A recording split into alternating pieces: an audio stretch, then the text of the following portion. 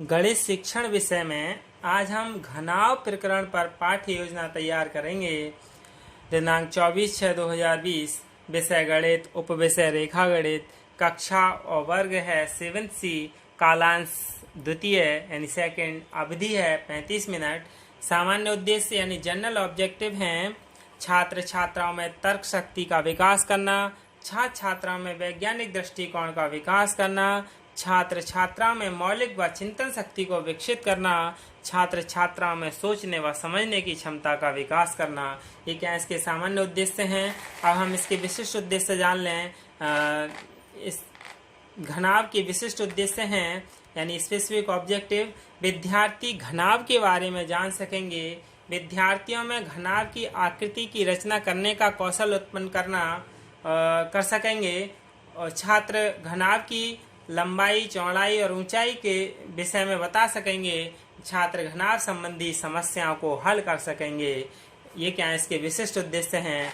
अब हम पूर्व ज्ञान जान लें। क्या है कि छात्र घनाव के विषय में सामान्य जानकारी रखते हैं।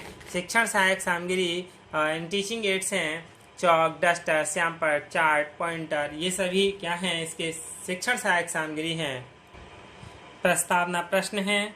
पूर्व ज्ञान अनुमान। माचिस दिखाते हुए आप मेरे हाथ में क्या देख रहे हैं। छात्र कहेंगे हम आपके हाथ में माचिस देख रहे हैं।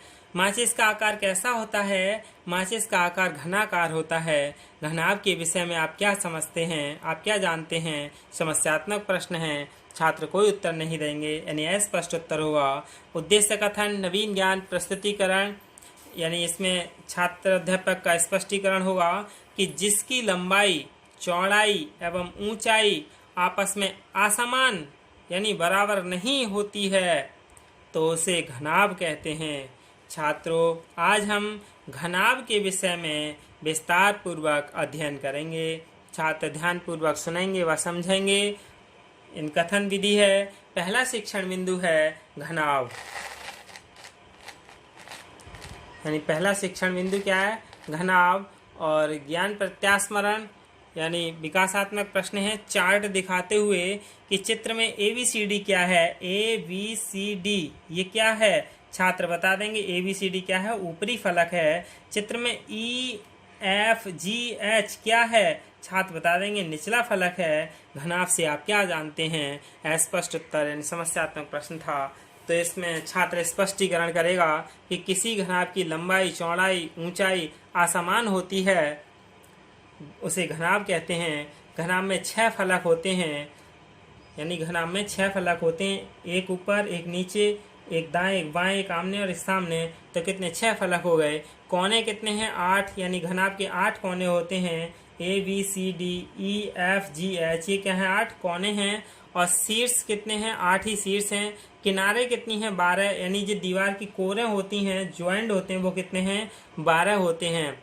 चित्र में ABCD ऊपरी फलक है, EFGH निचला फलक है, ADFG बाईं फलक है और BCFG दाएं फलक है। ABEF और DCGH पीछे तथा सामने की फलक हैं।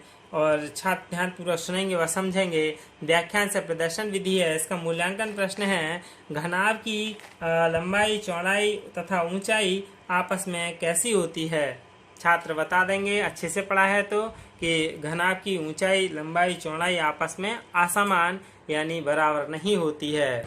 दूसरा शिक्षण बिंदु है घनाव का संपूर्ण पृष्ठ यानी विकासात्मक प्रश्न। चार्ट दिखाते हुए घनाव में ऊंचाई को किससे प्रदर्शित किया गया है।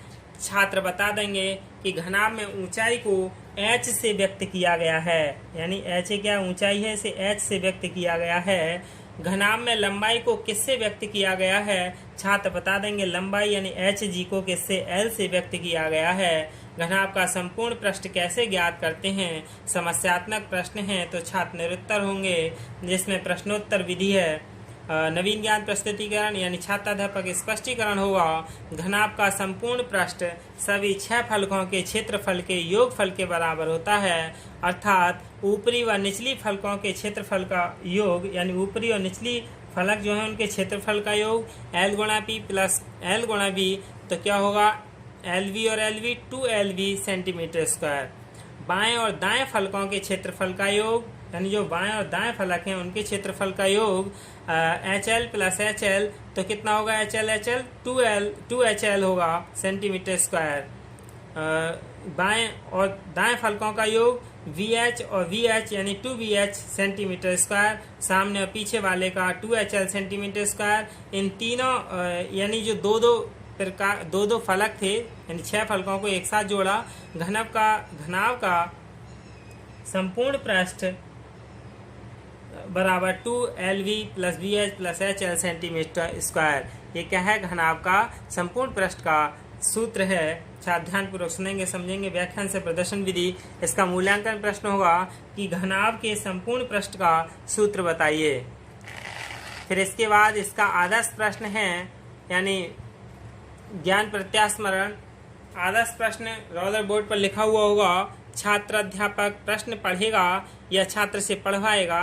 घनाभ का संपूर्ण पृष्ठ ज्ञात कीजिए जिसकी लंबाई 10 सेंटीमीटर, चौड़ाई 8 सेंटीमीटर तथा ऊंचाई 5 सेंटीमीटर हो। तब क्या है? उसका संपूर्ण पृष्ठ ज्ञात करना है। इसी में से विकासात्मक प्रश्न कर लिए जाते हैं जिसमें विश्लेषण विधि का प्रयोग होता है। तो इसमें संश्लेषण विश्लेषण विधि का प्रयोग हुआ। घनाभ की लंबाई कितनी है?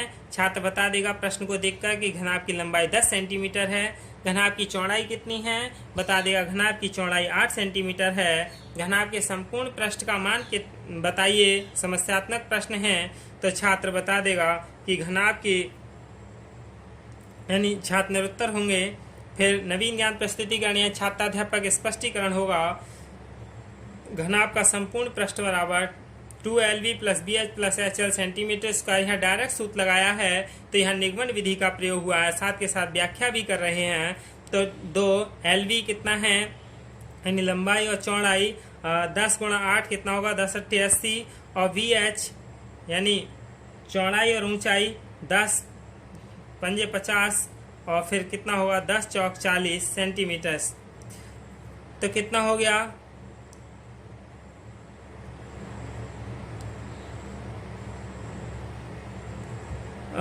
2 गुणा 170 सेंटीमीटर स्क्वायर तो बराबर 340 सेंटीमीटर स्क्वायर। छात्र ध्यानपूर्वक सुनेंगे व समझेंगे। और इसमें मूल्यांकन प्रश्न है। संपूर्ण पृष्ठ बताइए यदि लंबाई 5 सेंटीमीटर, चौड़ाई 4 सेंटीमीटर, ऊंचाई 3 सेंटीमीटर हो तो। संक्षिप्तीकरण यानी नवीन ज्ञान संश्लेषण। छात्रों, आज हमने घनाभ के संपूर्ण पृष्ठ, घनाभ और घनाभ के उदाहरण के विषय में विस्तार पूर्वक अध्ययन किया। फिर पुनरावृत्ति प्रश्न। घनाभ के कितने फलक होते हैं? छात्र बता दें घनाभ के 6 फलक होते हैं। घनाभ के कितने कोने होते हैं? घनाभ के 8 कोण तथा 12 किनारे होते हैं। श्यामपट्ट कार्य नवीन ज्ञान स्थायीकरण। छात्राध्यापक द्वारा तीनों शिक्षण बिंदु श्यामपट्ट पर अंकित किए गए हैं। निरीक्षण कार्य लेखन कार्य। छात्राध्यापक छात्रों को दिए गए कार्य को कक्षा में घूम कर निरीक्षण करेगा तथा अनुशासन के प्रति भी सजग रहेगा और पूर्व दिवस के कार्य को पूर्ण करेगा।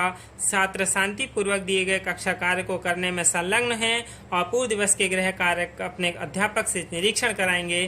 फिर गृह कार्य है अभ्यास कार्य यानी घनाभ के आकार के टिन के डिब्बे की नाप 50 सेंटीमीटर, 40 सेंटीमीटर और 30 सेंटीमीटर है तो संपूर्ण पृष्ठ ज्ञात कीजिए। छात्र गृह कार्य उतारेंगे तथा घर से करके लाएंगे। ये क्या है? श्यामपट्ट कार्य है। और यही क्या है? घनाभ प्रकरण पर गणित शिक्षण में पाठ्य योजना है। धन्यवाद।